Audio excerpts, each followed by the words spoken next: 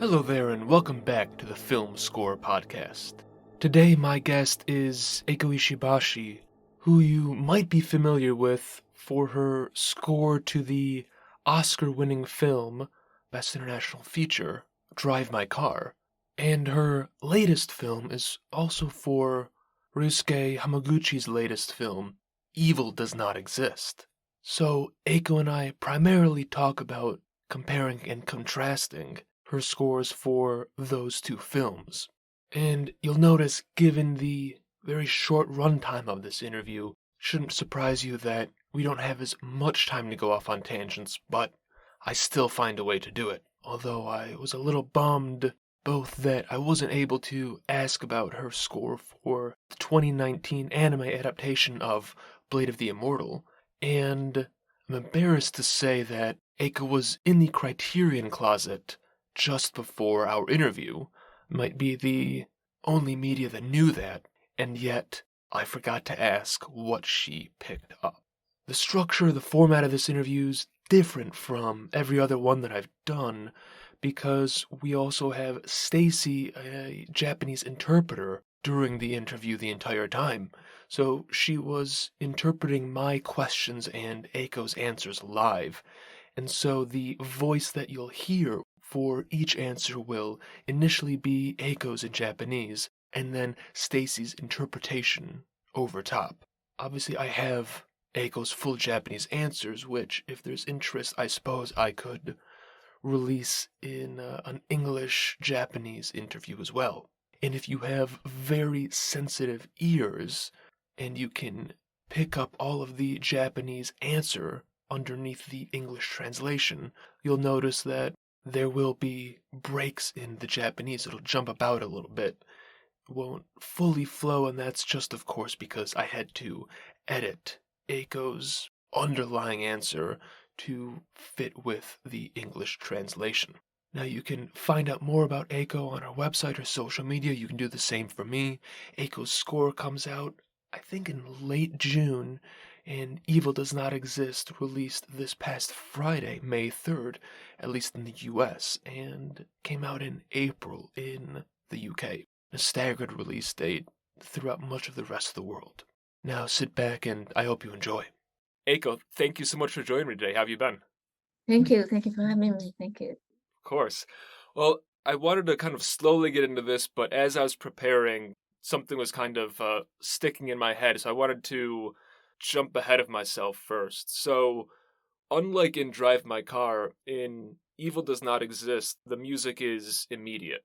And it's music paired with a view of the underside of this forest canopy. And I think it could be calming or relaxing in another situation, but with your music, the impact it had on me was I felt like there was a weight on my chest. My heart was pounding, like there was this sense of doom. And so what were you trying to accomplish with the score and some of the juxtaposition of the music to the imagery? そうですね。私は、曲を、テーマみたいなものを、So in regard to the theme song, this was something that Hamaguchi had asked me to make. For Drive My Car, music was not used for the majority of it.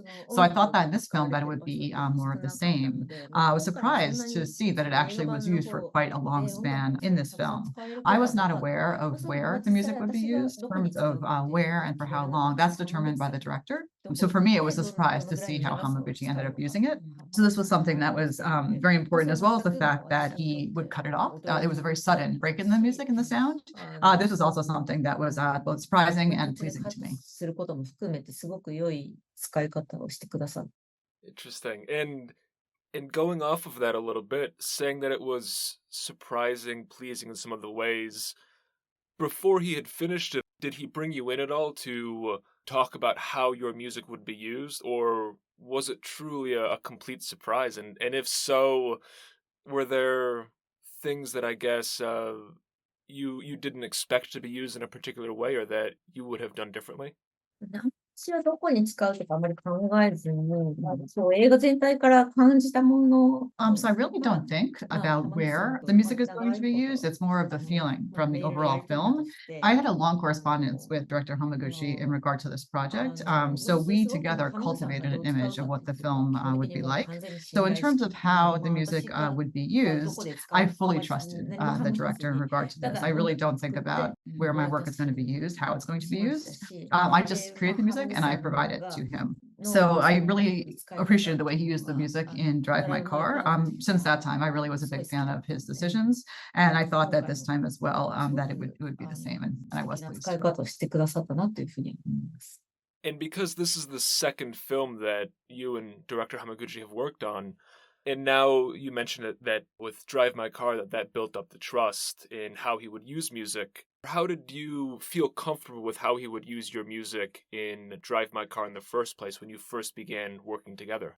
で、まず録音された音が素晴らしかった。 First of all, the way he recorded sound was quite skilled, whether it was the sounds of the car, conversations, tape. It really helped the music, I would say, his sense of sound and how he used them. He really has a sharp perception when it comes to the use of sound. So in terms of working with someone like that, it was something I really enjoyed. It definitely was something that gave me a lot of different stimuli, and I could learn from him as well. 自分の勉強にもすごくなりました。 And now I want to go back to sort of the beginning of this film and your score. And I think it's something that both you and director Hamaguchi have talked about in a few different interviews already, but I think it bears talking about more because it's quite interesting and it's so different from how most films and film scores come about. So I was wondering if you could tell me a bit or explain a bit more about the genesis of this film and your score, starting with you asking director Hamaguchi to provide some visuals for a live performance of yours. そうですね。最初はまずプロモーター The idea actually came from a European promoter. That person suggested me that I do a live performance accompanied by some sort of images. At the time, it was just a vague idea, and I think that person was thinking more about abstract images. For myself, if I envisioned myself doing a tour, playing live with these images accompanying, I thought it might make more sense to have a visual piece that was a narrative in nature. It would be more fun to be able to perform with something of that nature. That was one part of it. The other part was that I really enjoyed working with Hamaguchi and Drive My Car. When I looked at his past works, he did a three-part series, documentary series about Tohoku. There's a lot of musicality in the scenes that he creates. This is the reason I thought that I'd like to work with him and approached him for this project. で一緒にお仕事をしたいとまたお願いしました。 And I want to focus on one particular thing on there where you mentioned that in that three-part documentary series, you see a lot of musicality in his scenes. To you, what makes a scene or a sequence footage have musicality? 会話のリズムですね。会話のリズムとか。 Talking about things like the rhythm of the conversations in his works, and also the aspect that maybe something that isn't shown on the screen, the actual visual is not there, but you can start visualizing it based on what is being said. That sort of narrative aspect is what I'm talking about. In the same way that music can drive visuals, in his case, through conversations in regards to the documentary series, these landscapes in Tohoku, which are not that used to exist, that cannot be seen now, via the conversation, they can be evoked, even though they're not being seen. This is the same thing that would apply to music. And that's why there's a musicality to it. 的だなと思いました。 Okay, I see. And so with Evil Does Not Exist, there is a lot of ambiguity in the film. There's a lot that you can imagine happening or is being implied as well. And so how much does that sort of evocation come into your approach in creating music for the film as well? でも音楽を作ること自体がすごく So when we talk about the musicality or the music, I think in the process of making music, that in itself is ambiguous. The reason being, it's putting into music things that can't be expressed in words. It's a different form of expression, but the process itself can also be considered vague. So when I look, even you compare it to Hamaguchi's past work, in terms of this musicality, or there are many things that you can't put into words, but he will convey it via images, via the visuals. And this is something that over a long period of time, he will enable or cause the audience to think about that. I think that's something that's a characteristic of his works. And we've talked about the live performances a little bit as well, and I want to talk about those. I think you've had some of those performances already, and I think there's some scheduled in the future. I'm in Chicago, and I think I saw that there's one coming up in maybe a week or so. And so, how does your musical approach to the music for Evil Does Not Exist compare or contrast with the music of these live performances? It's very different in terms of a musical piece that I have versus Evil Does Not Exist in terms of being a dramatic film. First of all, in regard to gift, within this film, it portrays things that do take place and Evil Does Not Exist, but almost as if it was taking place in the far future, and AI has sort of recreated the images that are in this film. So it's a very different feeling. Every time I do it, it's different, the live performance, in terms of, I don't remember the order of the scenes specifically, and then depending on the venue, the size of the screen would be different. The way the sound reverberates would be different. So this is something that it's changing every performance depending on where it takes place. So I think going forward as well, I will always be thinking about the relationship between images and my music. And that's really, I think, what this project embodies. And I'm conscious of the time constraints, so I want to take us on a severe detour for a few minutes at the very least.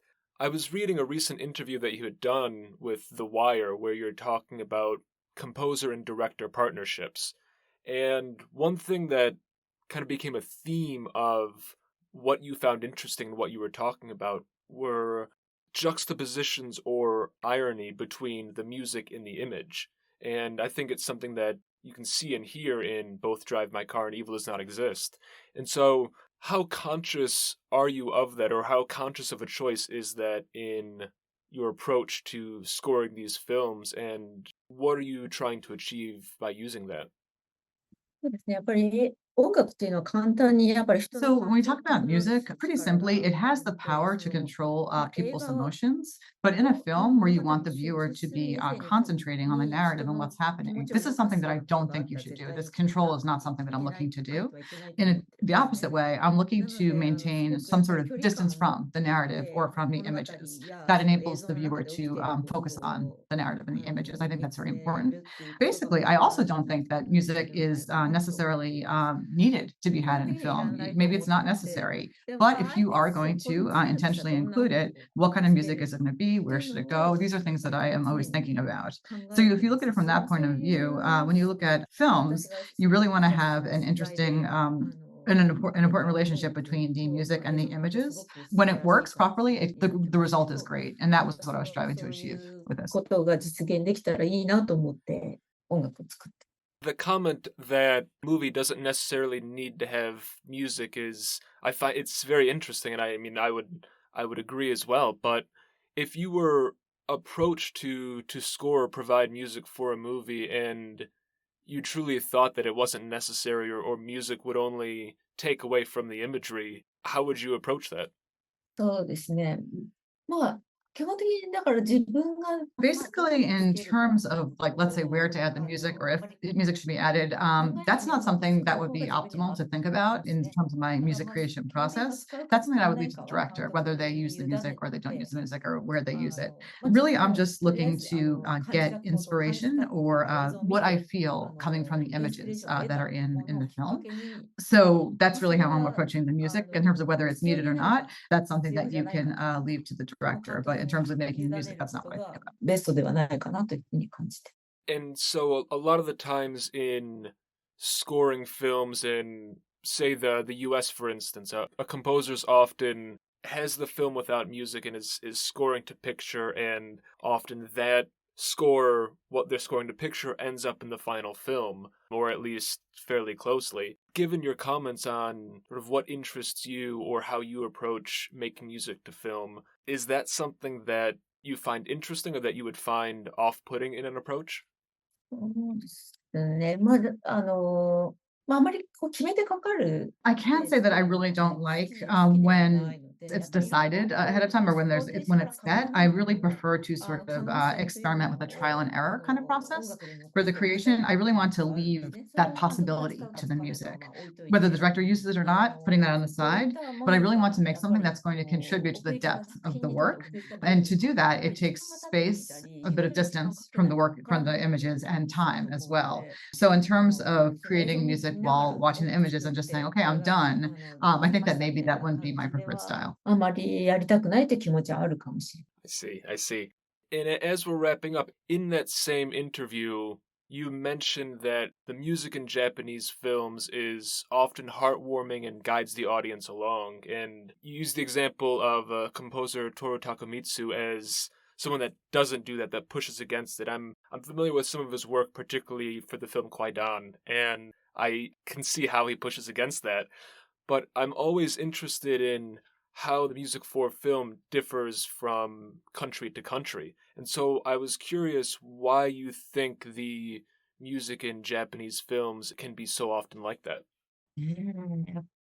やっぱりこう幸せ文化の洗脳があるのではないかなと思うんですね。やっぱりこう I think it might have to do with a culture of happiness that we see in Japan, or maybe a brainwashing in that direction. You can actually see this in Japanese commercials as well, but there's the direction of living happily and, sort of moving people in that direction. People value, or the Japanese culture values, these images of happiness. So I think that by creating that kind of music for films as well, it's a way to satisfy the audience or have them coming away happy. あるのではないかなと。